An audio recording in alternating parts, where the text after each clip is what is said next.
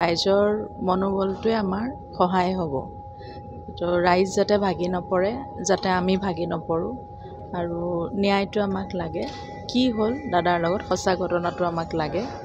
ছিংগাপুৰত থকা প্ৰবাসী ভাৰতীয়খিনি তেওঁলোক আহক, খোল খাওক, কথাখিনি কওক, আমাক জানিব লাগে। কোনো ক'তো লুকাই থাকিলে নহ'ব, আৰু কথাবিলাক বেলেগ বেলেগ এংগলত টানি থাকিলেও নহ'ব।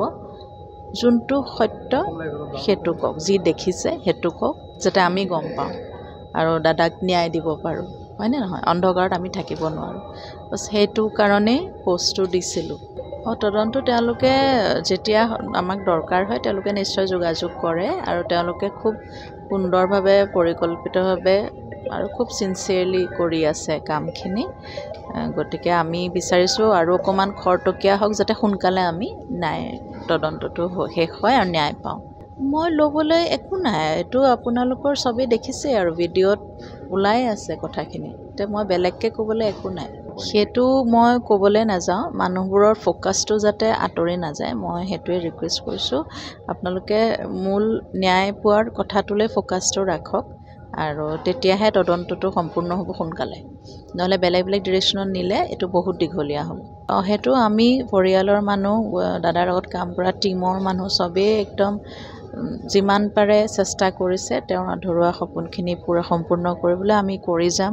তেওঁ যি ভাবিছিলে, প্লেন কৰিছিলে, একৰ্ডিংলি আমি কামখিনি প্লেন কৰি আগুৱাই লৈ যাম।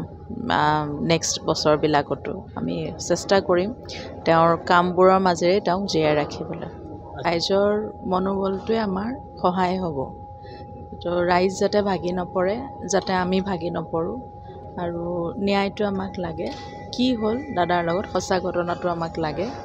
ছিংগাপুৰত থকা প্ৰবাসী ভাৰতীয়খিনি তেওঁলোক আহক, খোল খাওক, কথাখিনি কওক, আমাক জানিব লাগে। কোনো ক'তো লুকাই থাকিলে নহ'ব, আৰু কথাবিলাক বেলেগ বেলেগ এংগলত টানি থাকিলেও নহ'ব। যোনটো সত্য সেইটো কওক, যি দেখিছে সেইটো কওক, যাতে আমি গম পাওঁ আৰু দাদাক ন্যায় দিব পাৰোঁ, হয়নে নহয়? অন্ধকাৰত আমি থাকিব নোৱাৰোঁ। বছ সেইটো কাৰণেই পষ্টটো দিছিলোঁ। তদন্ত তেওঁলোকে যেতিয়া আমাক দৰকাৰ হয় তেওঁলোকে নিশ্চয় যোগাযোগ কৰে, আৰু তেওঁলোকে খুব সুন্দৰভাৱে পৰিকল্পিতভাৱে আৰু খুব চিনচিয়াৰলি কৰি আছে কামখিনি। গতিকে আমি বিচাৰিছোঁ আৰু অকণমান খৰতকীয়া হওক, যাতে সোনকালে আমি তদন্তটো শেষ হয় আৰু ন্যায় পাওঁ।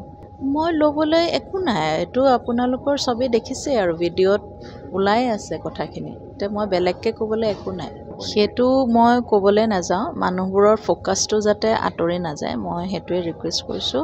আপোনালোকে মূল ন্যায় পোৱাৰ কথাটোলৈ ফ'কাছটো ৰাখক, আৰু তেতিয়াহে তদন্তটো সম্পূৰ্ণ হ'ব সোনকালে। নহ'লে বেলেগ বেলেগ ডিৰেকশ্যনত নিলে এইটো বহুত দীঘলীয়া হ'ব।